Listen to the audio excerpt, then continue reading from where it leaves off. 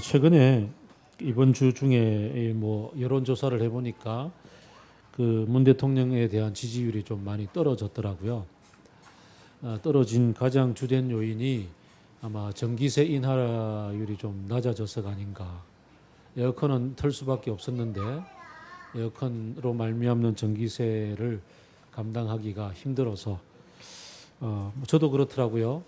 저도 굉장히 섭섭하더라고요. 조금 내려갈 줄 알았는데 제가 속한 퍼센테이지에는 하나도 감격이 없고 지금 이번에 에어컨비가 얼마나 나올지 모르겠는데 하여간 좀 실망스럽습니다. 그래서 이제 누군가가 페북에 그렇게 썼더라고요. 촛불도 좋고 남북 정상회담도 좋지만 나는 당장 우리 집에 저축 통장에 돈 빠져나가는 소리를 조금 들어주면 지지를 철회하지 않겠노라고. 그래서 저는 좀 생각을 했죠. 그런다고 세상에 지지를 그렇게 철회하냐?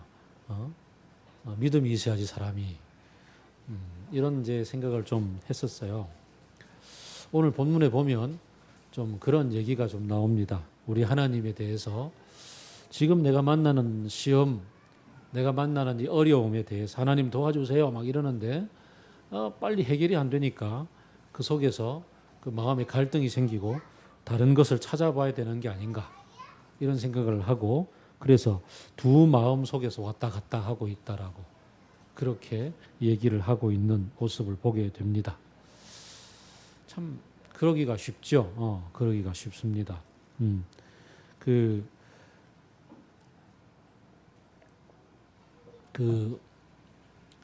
있잖아요. 뭐 말이 안 되노. 하여간 뭔가가 이 일이 벌어지는 데 있어서 쭉 믿고 나가려고 하다 보면 우리 왜 여행을 한번 가기 위해서 그 환전을 하기 위해서 이렇게 환율을 떨어지는 걸 보잖아요.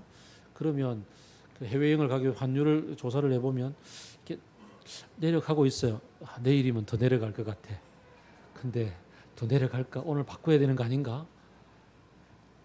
내일이면 조금 더 내려갈 것 같아. 내일 되니까 올라갔어. 어제 바꿀 걸. 이런 생각이 막 들죠.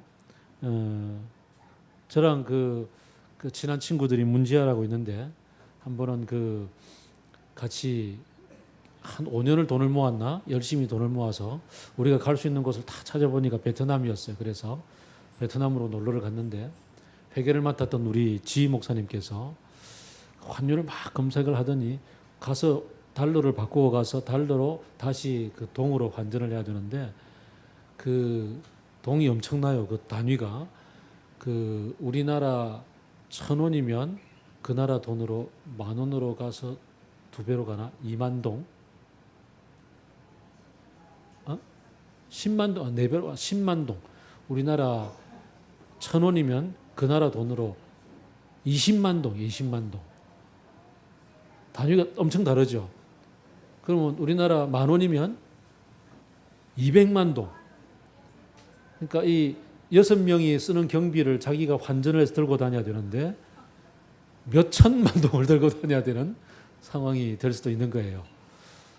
그래서 막 호텔에서 환전할 수 있고 그 다음에 또 은행에 환전할 수 있고 바깥에 환전상이 있는데 자기가 열심히 쫓아다니더니 환전상보다도 은행이 더 싸다. 그래가지고 그날은 우리는 바깥에서 놀고 있는데 자기는 자기 부인과 더불어 열심히 은행 달려가가지고 환전을 해왔어요. 땀을 뻘뻘 흘리면서 자기는 놀지는 못한다고 부인은 막 화를 내고 둘이서 부부싸움 직전까지 가기도 하고 근데 그날 밤에 곰곰 생각해 보니까 자기가 100만 동을 바꾸어서 얻었던 그 환액 차이를 우리 돈으로 환산해 보니까 그렇게 열심히 달려가 가지고 바꾸어 온 돈이 1,000원 차이가 나더라고. 1,000원 우리 돈으로. 내가 그 고생을 왜 했던가 이런 생각이 들죠. 근데 우리는 늘 그렇습니다. 이렇게 하면 더 쌀까? 저렇게 하면 더 쌀까? 이게 더 좋을까? 저게 더 좋을까? 우리는 늘 이렇게 마음 쓰게 됩니다. 특별히 어떤 때요? 우리에게 어려운 일이 닥쳤을 때. 이 어려운 일을 닥쳤을 때 내가 그때 그러지 않았더라면 더 좋았을 걸 이라는 자기 후회를 하는 사람이 있는가 하면 쟤 때문이야 라고 이야기하는 사람도 있고 다양한 상황들이 벌어집니다. 우리가 만나는 어려운 일들 거의 대부분 많은 퍼센테이지를 차지하는 경우는 주변 사람들이 나를 힘들게 할 때입니다. 주변 사람들이 뭐 직장에서 왜 그 상사는 나를 그렇게 못되게 괴롭히고 있는 건지, 왜 나만 보면 미워하는 건지, 그런 일들. 뭐 지난 정부 하에서 까닭 없이 사찰당하고 뒤미행당하고 그냥 계속 조사당하고 그냥 끌려가고 이랬던 사람들. 그 뭐 영화 한 편 만들었다고 막 그냥 공격 들어와 가지고 변호인 만들었다고 그 완전히 그냥 엉망이 되고 막 이랬던 경우들.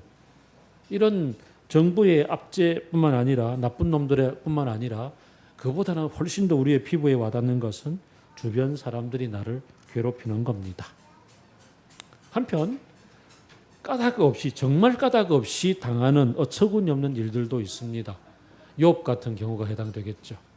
하늘에서 무슨 일이 벌어졌는지 알지 못하는 욥으로서는 정말 왜 이런 일을 당했는지 엎친데 뭐 넘어졌더니 코베가고 뭐 뒤로 넘어졌는데 코가 깨어지고 뭐 그런 일들이 벌어지는 거죠. 그 오늘 아침에도 제가 오면서 그런 얘기를 했었는데요. 어떤 73살 되신 할아버지가 운전을 하시는데 지하 주차장에서 올라오다가 백화점이었던 것 같아요. 올라오다가 그 바 앞에서 자기는 영수증 보여줬는데 시간 오버됐다고 1,000원 더 내라 그래가지고 1,000원 더 낸다고 막 주머니 뒤져가 꺼내가지고 그 사이에 차가 조금 밀렸어요. 그래서 앞으로 좀 올라간다고 돈내러 손 안 잘리니까 올라간다고 엑셀을 밟았는데 이 엑셀을 너무 세게 밟아가지고 튀어나가가지고 앞에 길 가던 엄마, 이모, 딸 3명이 치여가지고 그냥 엄청 다쳤어요. 엄마, 이모, 딸은 옆에 차가 서 있는 거 보고 주차장에서 서서 계산하는 거 보고 자기는 지나간다고 하는데 갑자기 튀어나와서 받은 거죠. 왜 이런 일을 당했냐 이거죠. 알지 못하는. 이런 어처구니 없는 상황들을 우리가 만나게 되기도 하죠. 정말 우연한 일로. 도깨비가 있었으면 도와줬을지 모르지만 어쨌든 이런 일들입니다. 게다가 또 우리가 아는 것처럼 열심히 수고하고 애쓰고 열심히 노동하는데도 불구하고 먹고 살기 힘든 때가 참 너무나 많습니다. 정말 그 창세기 3장에서 수고하고 땀을 흘려야 곡식을 먹을 것이다. 그러나 땅은 너에게 가시덤불과 엉겅퀴를 낼 것이다 라고 얘기한 것처럼 이 땅을 살아가면서 정말 애쓰고 수고하는데 내 주머니에 들어오는 돈은 항상 모자라고 살림살이는 늘 궁하고 그런 일들 때문에 어렵고 힘듭니다. 이럴 때 우리가 할 수 있는 가장 중요한 일은 무엇이겠습니까? 주님 도와주세요라는 거죠. 우리가 그리스도인이기 때문에 주님 도와주세요라고 그렇게 구하고 기도하는 것이 가장 중요하고 핵심인 것 같습니다. 그래서 주님 도와주세요라고 열심히 부르짖습니다. 병이 들었을 때 주님 낫게 해주세요라고 기도를 하고 열심히 그렇게 하나님 앞에 갔습니다. 갔는데 안 도와주는 거죠. 누구는 잘도 도와주더만 누구는 도깨비라도 보내줘가 도와주던데 왜 나는 안 도와주느냐고 나는 왜 이 문제가 해결이 안 되느냐고 힘들고 어렵습니다. 대표적인 경우가 다윗이겠죠. 다윗이 내가 한 일이라고는 형들 도시락 들고 갔다가 저 나쁜 놈의 그 골리앗이 이스라엘 하나님을 욕하는 거 보고 욱해가지고 전쟁 한번 나갔다가 이기고 돌아와서 그때 발탁이 돼가지고 노심초사 그냥 이스라엘의 전쟁을 위해서 나가서 싸운 것밖에 없는데 왜 우리의 임금님은 나를 예쁘해 주기는커녕 나만 보면 창 던지고 나만 보면은 막 죽이려고 덤벼드는 건지 그렇게 인생 끝까지 가다 보니까 광야까지 갔는데도 해결이 안 되잖아요. 하나님 앞에서 사울을 죽일 수 있는 기회를 2번이나 만났었는데도 불구하고 나는 순전한 마음을 지키겠노라고 한 번은 용변 보러 왔던 사람 옷자락만 베어가지고 이렇게 하면 잘 보일 거다라고 생각하고 얘기도 했는데 안 되고 하다 안 되면 지치잖아요. 주님께 부르시도 안 되면 지쳐요. 그럴 때 그가 택했던 방법은 뭐였어요? 이럴 것 같으면은 그냥 이 사울의 대적인 블레셋에 가서 살자라고 블레셋 아기스에게 가서 항복을 하지요. 그냥 거기에 가서 그냥 의탁을 하고서 삽니다. 그 결과 어떤 일이 벌어집니까? 네가 왔구나. 정치적 망명을 하러 왔으니까 이제는 이 사람을 선전 도구로 사용해야 되잖아요. 블레셋 쪽에서는. 그래서 유다 쪽을 향해서 이스라엘 쪽을 향해 선전 도구로서 내세우기 위해서 그가 이스라엘을 노략하고 괴롭히는 일들을 하고 오라고 내보내잖아요. 그러면 차마 그럴 수는 없어서 그는 또 유다 남방에 있는 다른 족속들을 쳐부수고 그리고는 돌아와서 전리품들 들고 와서 유다 남쪽 어디를 치고 왔다고 얘기를 할 수밖에 없게 되죠. 그걸 위해서 증거를 남기면 안 되기 때문에 그 남방에 있는 모든 그 부족 전체를 싸그리 씨를 말려버리잖아요. 씨를 말려버리고 와서는 이야기를 한다고요. 참 완전 범죄라는 것이 있겠습니까? 이런 것들이 다 드러나잖아요, 나중에. 그럼에도 불구하고 이 블레셋 왕의 부하들은 이렇게 눈을 이렇게 이러고 바라보고 있고 마지막 전투는 참가하지도 못하는 일들이 벌어지지요. 끝까지 버티고 버티다 보면 이렇게 악수를 두게 돼요. 사실 어떻게 보면 처음부터 그냥 하나님 없어. 그리고서 욥의 아내처럼 저주해버리 그냥 내 살 길 찾아가 버리면 그 다음 인생이 어떻게 될지는 모르겠어요. 그건 알아서 그냥 살겠죠. 자기 책임하에서. 근데 그리스도인으로 살면서 그리스도인답게 살기 위해서 끝까지 양심을 지키겠노라고 버티고 버틴 사람들 중에서 이런 일들이 벌어지거든요. 마지막에 지쳤다는 거죠. 그래서 결국은 가버리고 말자라고 가버리자. 그러고서 가버리는 거지요.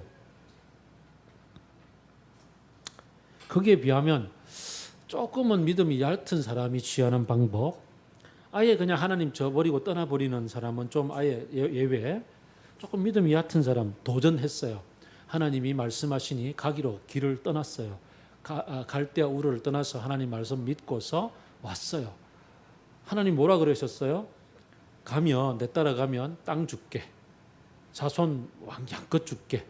그리고 대적들로부터 지켜줄게. 재산도 팍팍 줄게. 라고 얘기했다고요. 이거 믿고 왔거든요. 이거 믿고 왔는데 와서 그냥 단 쌓고 제단 쌓고 하나님께 예배 드리고 다 했는데 옮겨 다니며 목축을 하는데 기근이 막 드는 거잖아요. 그의 믿음의 첫 번째 모습 무엇이었나요? 그의 믿음은 뭐였어요? 이 다윗처럼 기다려야 지친 경우도 아니고 가나안 땅 왔는데 와서 보니까 안 주는 거죠. 땅도 안 줘. 자식도 안 줘. 그 다음에 또 지켜주도 안 해. 굶어 죽을 판이야. 그러니까 어떻게 해요? 하나님, 이 땅이 아닌가 비요. 그러고서 땅을 옮겨서 이집트로 가는 거죠. 이집트로 가기 위해서는 어떻게 해요? 자기 아내를 선물로 바칠 수밖에 없잖아요. 선물 포장 잘해가지고 이렇게 딱 갖다 바치는 일까지 하면서도 이 약한 믿음 속에 그리로 갔어요.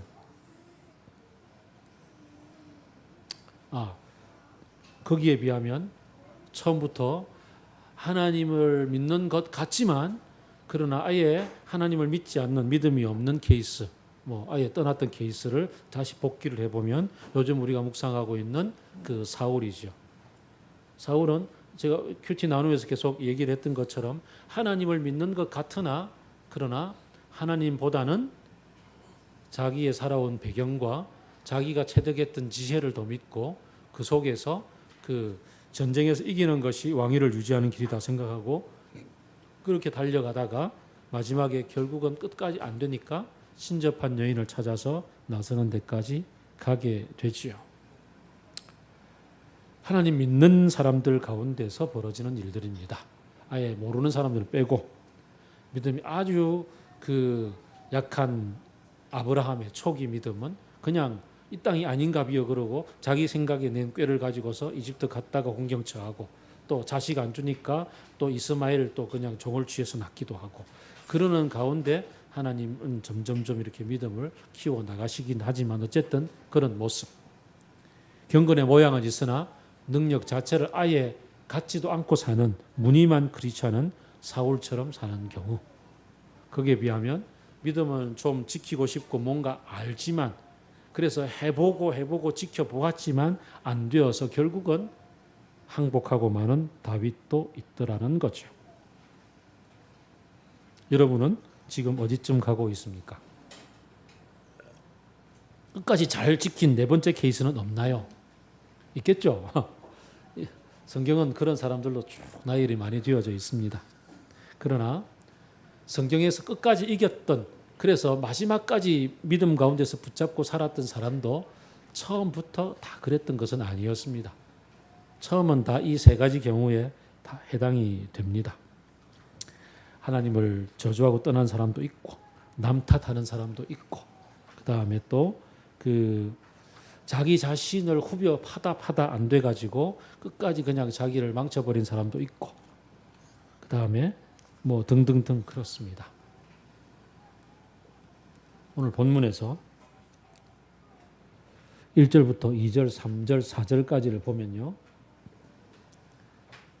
이 야고보는 누구냐면 뭐 많은 사람들이 예수님의 동생 야고보일 것이다라고 생각을 많이 해봅니다. 예수님의 동생. 그렇지만 이 야고보는 우리나라의 영희 철수만큼이나 요즘은 누구지? 주시 주은이만큼이나 흔한.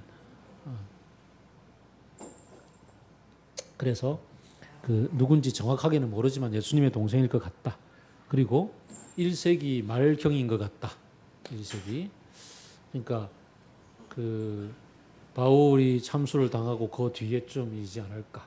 뭐 그렇게 생각을 해보고, 교회는 많이 흩어져 있는데 대박해가 아직 네로의 박해는 한번 지나갔고 그 뒤에 펼쳐지는 엄청난 박해들 아직 찾아오지 않은 상태로 잔잔한 삶의 여러 가지 힘든 요소들 가운데서 흩어져 살고 있는 그리스도인들에게 편지를 보낸 것 같고요.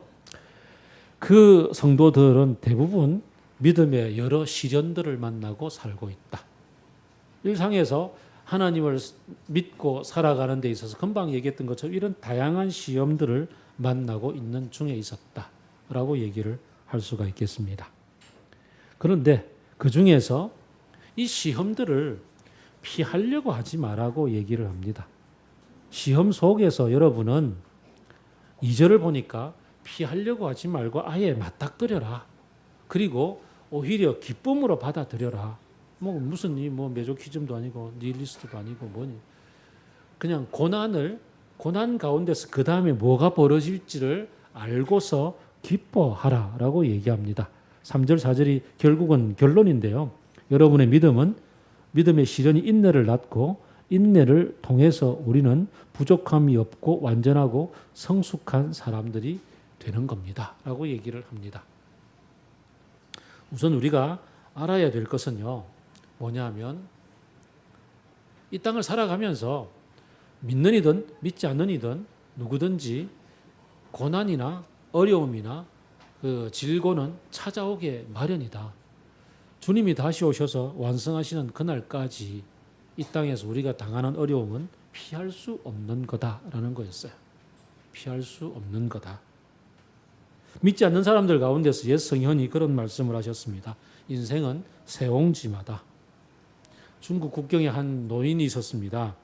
하루는 노인이 기르던 말이 국경을 넘어서 오랑캐 땅으로 가버렸습니다. 그래서 마을 사람들이 막 위로를 합니다. 어떡합니까? 전 재산 다 날렸는데요. 그랬더니 노인이 하는 말이 뒤에 또 복이 올런지 어떻게 합니까? 그랬어요. 몇 달 뒤에 그 도망갔던 말이 앞말이 도망갔는데 오랑캐 땅에서 순말을 하나 꼬셔가지고 데리고 온 거예요. 그래서 와, 잘 됐다고 막 박수를 친 거죠. 사람들이. 그랬더니 뭘 또 그렇게 기뻐합니까? 그게 또 화가 될지 누가 또 압니까? 그랬어요. 아니나 다를까 이 순말을 보고서 너무너무 좋아했던 이 노인의 아들이 말 타다가 떨어져가지고 다리를 부러뜨려 버렸어요. 다리를 부러뜨려 가지고 절개됐는데 사람들이 막 위로를 하니까 뭘 또 그걸 또 위로를 하십니까? 또 그걸로 좋은 일이 생길지 어떻게 합니까? 조금 있다가 오랑캐랑 전쟁이 벌어졌어요. 국경지대인데 전쟁이 벌어져서 마을에 있는 젊은이 전부 다 차출당해서 갔어요. 차출당해 가서 전쟁을 했고 전쟁은 이겼지만 이 마을에 차출당했던 사람의 거의 3분의 2가 다 죽어버렸어요. 그러던 중에 이 젊은이는, 이 노인의 아들은 다리를 절기 때문에 보병으로 차출을 안 당하고 살아남았어요. 그래서 마을이 막 전부 다 뭐 곡을 하고 있는 중에 사람들이 그래도 이 사람을 바라보면서 아주 부러워하는 거죠. 야, 이 와중에 그래도 아드님이 살아 있었다고. 그래서 이제 그 노인이 뭐라 그랬겠습니까? 뭐라 그랬겠습니까? 뭘 또 그걸 또 기뻐하고 또 부러워합니까? 또 이게 또 무슨 일이 벌어질지 어떻게 압니까? 라고 얘기를 하죠. 그래서 인생은 세옹지마다. 세옹지마 뜻은 뭔가요? 어? 뭐라고? 아들의 이름이 세옹이라. 세자가 무슨 세자인지 모르겠는데 옹자는 늙은 용자니까 이 노인의 말이다 이 말이죠. 네. 세자가 뭐 흰머리란 뜻인가? 뭐 변방이란 뜻인가요? 네. 변방에 있는 늙은이의 말. 네. 그렇습니다. 제가 조현병을 앓고 있는 고생하고 있는 분들하고 많이 만나잖아요. 만나서 지내보면 얘기를 쭉 나누다 보면 조금 차이가 있어요. 막 이제 젊은이들 보통 20대 뭐 10대 말 이럴 때 발병을 많이 해요.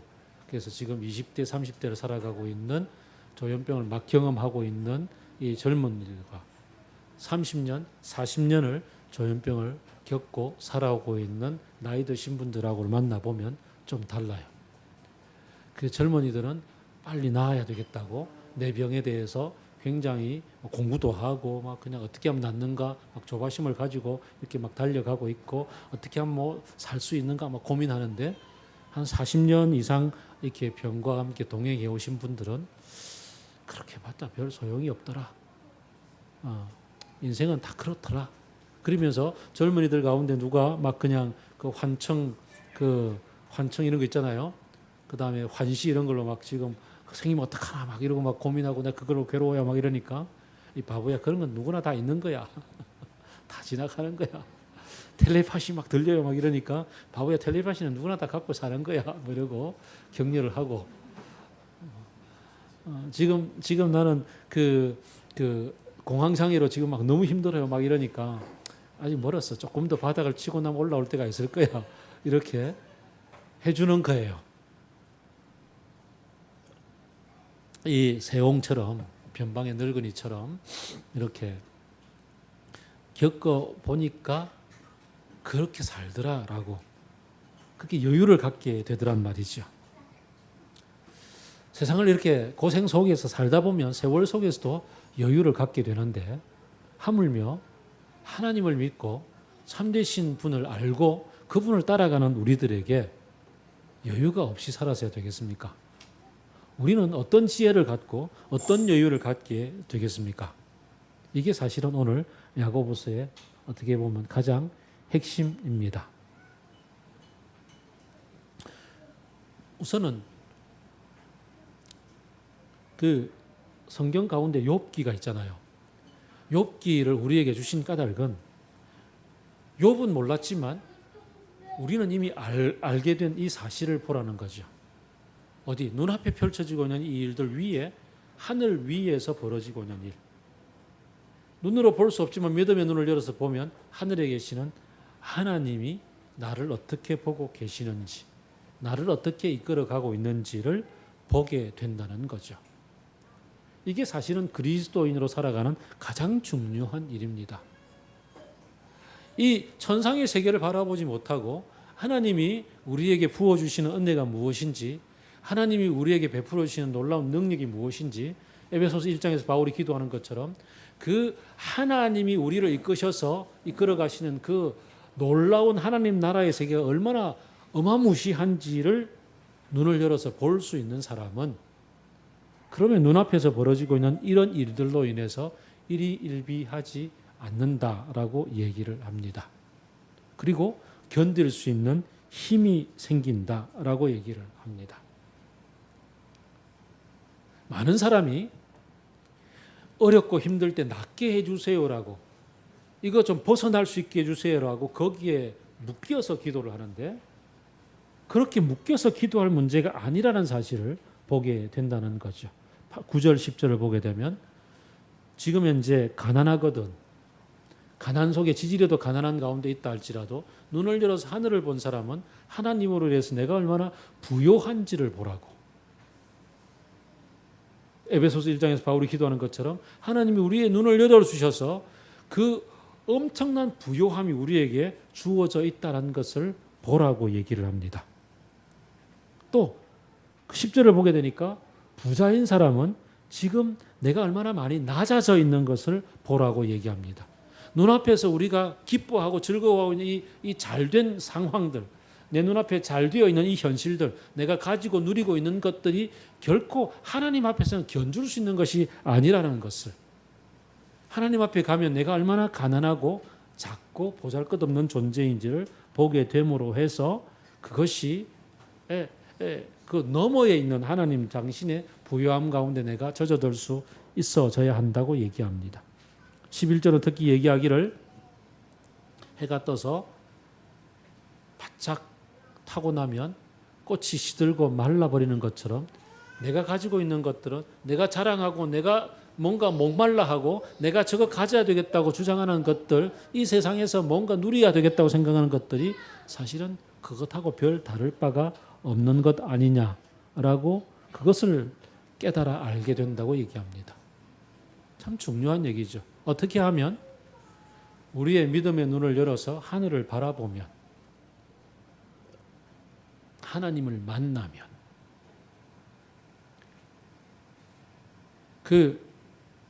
예전에 우리 개척 초기에 우리 한 자매가 우리 교회에 왔을 때 자매가 나중을 회상하면서 그런 얘기를 하더라고요.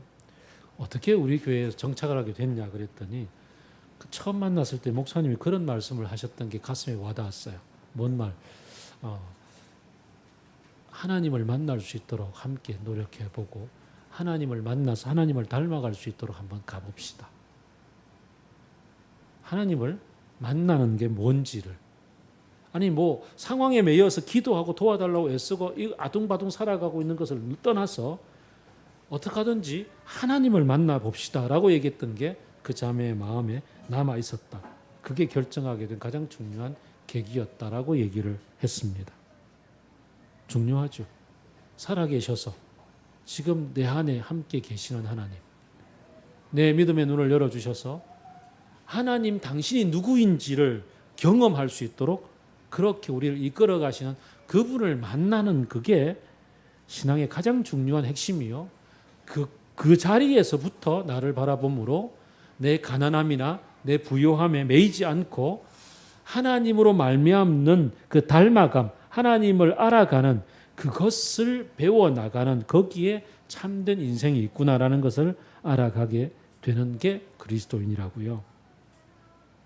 아니 목사님 뭐 쉬지 말고 기도하라, 범사에 감사하라, 뭐 기도하고 흔들리지 않고 기도하면 주신다고 그렇게 얘기했는데, 그렇게 어떤 사람들은 기도하니까 많이들 주시더만 그건 또 어떻게 된 거예요?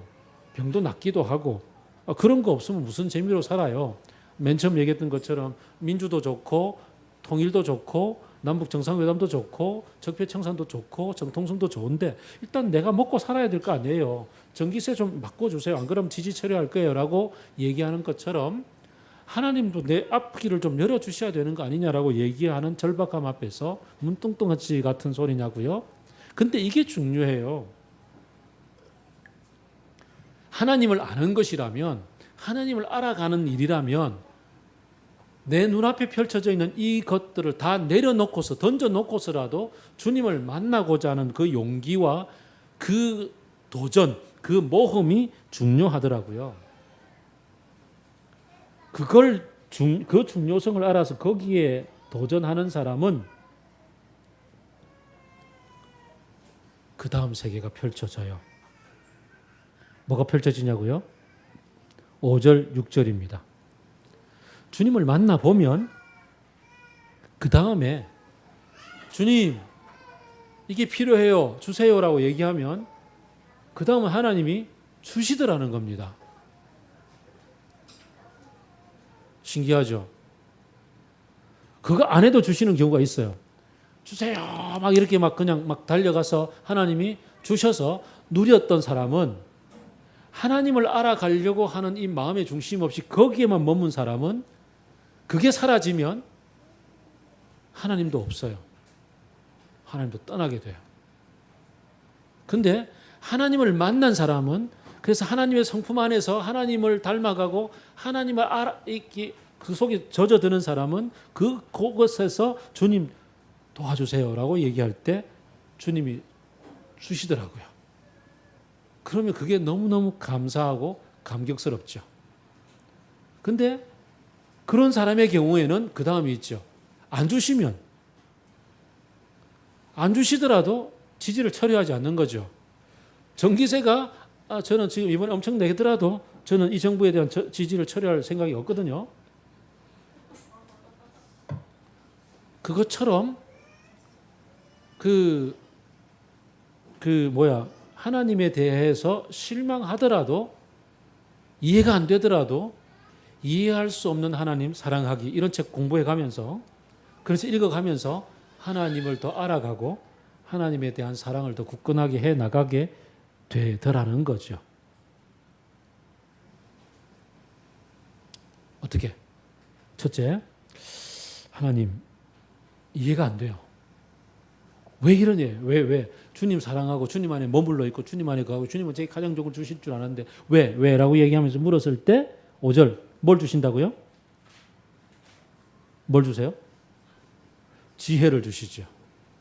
깨닫게 하세요. 그래서 고난이 돌아보니까 내게 유익한 거였습니다. 라는 깨달음에 이를 수 있는 놀라운 지혜가 주어져요.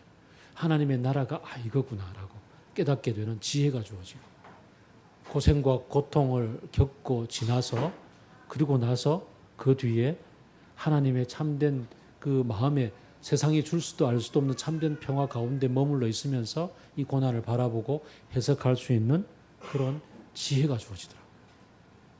그 지혜 가운데 인생을 바라보면 뛰어넘을 수 있는 그런 달관을 배우게 되고요.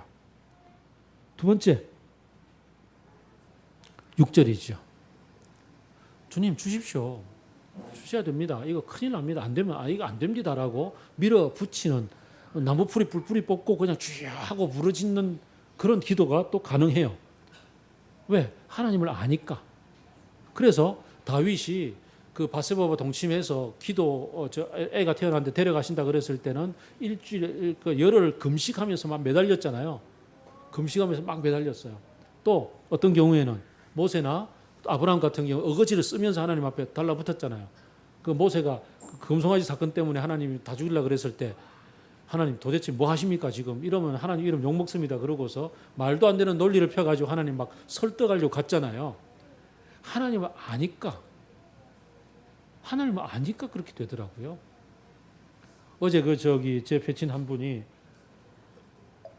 자기 딸이 그 열혈 B2B 팬이라 가지고 그 B2B 콘서트를 질러 가지고 카드 결제해 놓고서 아빠하고 청구서를 내밀고 그 다음에 오늘 밤에 우리 그 중에 누가 군에 간다고 마지막 고별 공연이라고 꼭 가야 된다고 밤 11시 반인가 12시에 마치는데 데리러 와야 돼. 그때 차가 없어.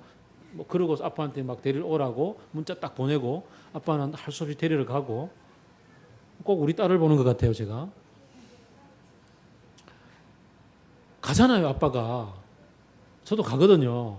수희가 그렇게 하면 우리 두 형제 가겠죠? 간다고요.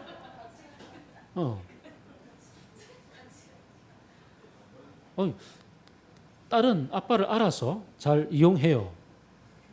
그죠? 우리 딸도 그래요. 그런 것처럼 하나님을 알면 하나님이 나한테 얼마나 약한지를 알아요. 얼마나 사랑 속에서 나를 품어주신지를 알기 때문에 가서 그냥 앵겨 붙어가지고 애교스럽게 가서 하나님하고 가서 억지 부리고 그러면서 하나님 또 주시더라고요. 또 채워주세요. 안 주시는 분이 아니에요. 우리 둘째 딸에게 제가 칭찬하고 싶은 게 있어요. 하도 지금 딸을 오늘 많이 들먹이가 칭찬도 하고 마찬가지. 우리 딸이 가장 좋은 건 뭔지 알아요? 마트만 가면 엄마 저거, 엄마 아빠 저거 막 이거 막 찾으러 다녀요. 근데 안 돼? 그러면 알았어. 그러고 딱 놓고 와요. 포기가 빨라, 포기가.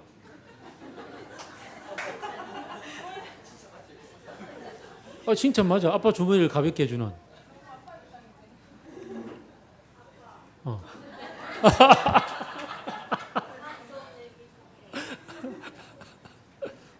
얼마나 괴롭혔으면 저기 핸드폰 뒤에다가 나 좀 내비 2개 이래 적어놨어 지금.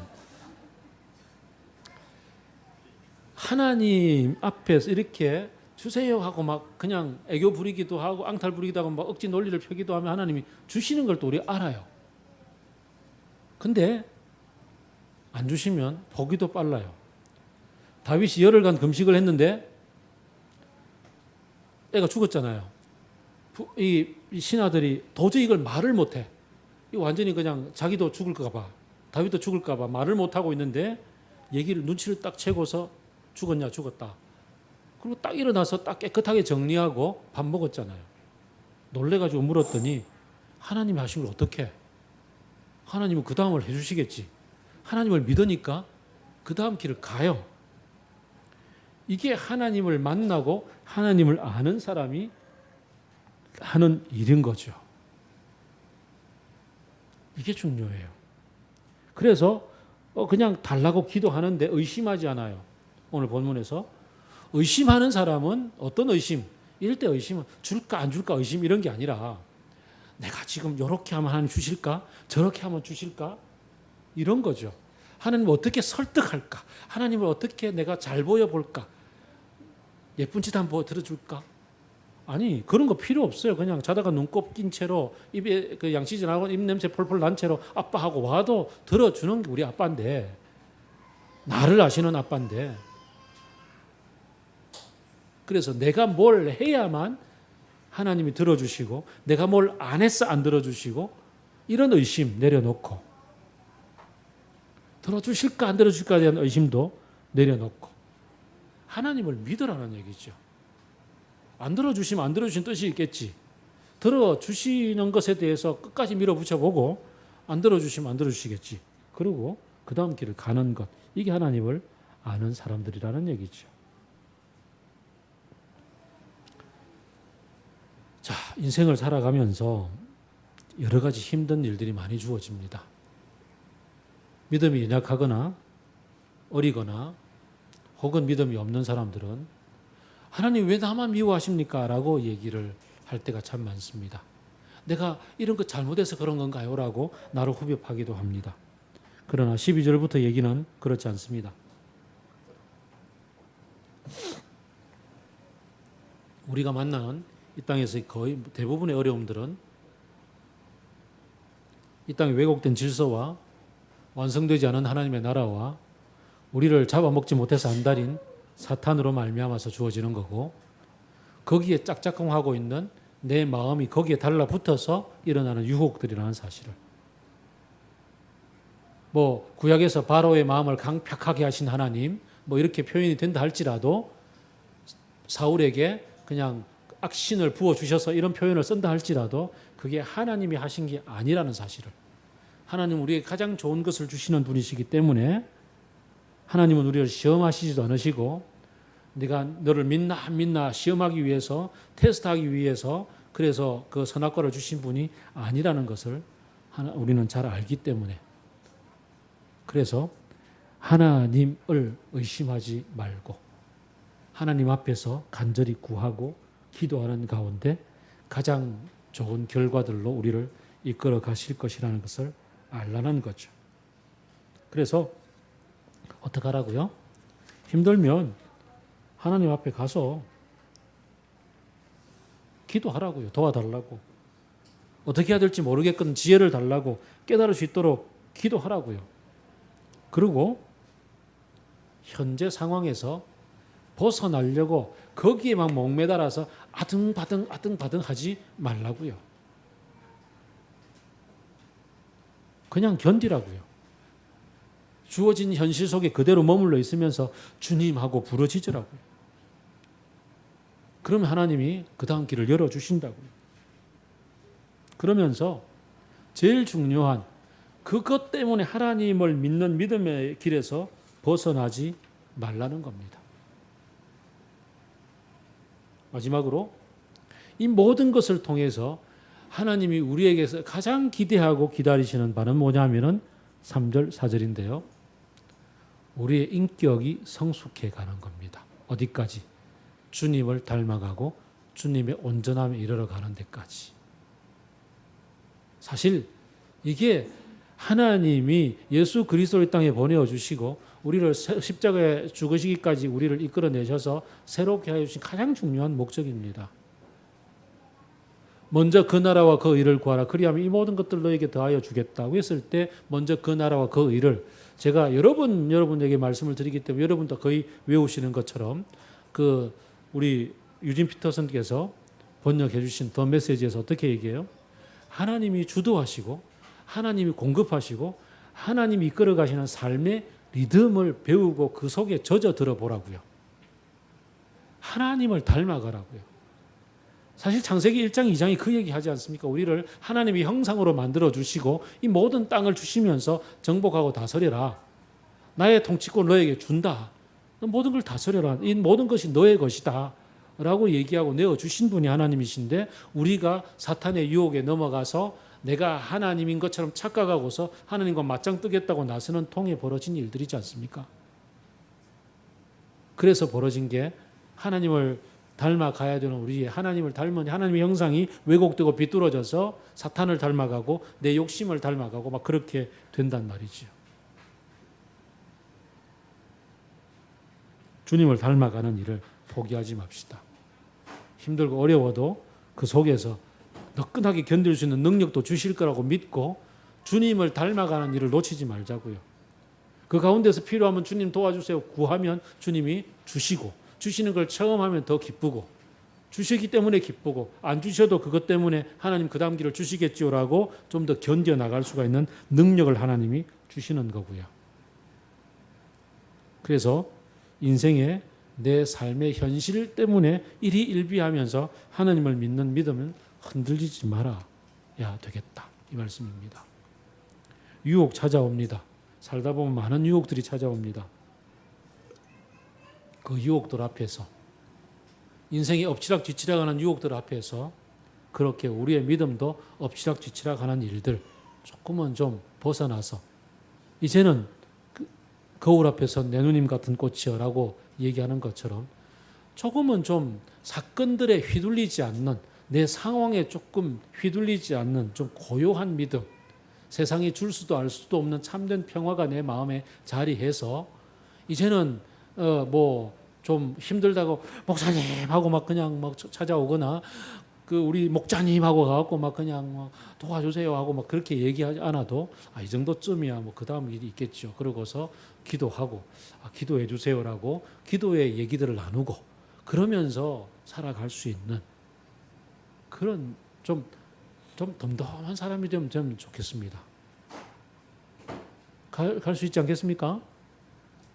이미 그런 경지에 다 들으셨어요? 손 들어보세요.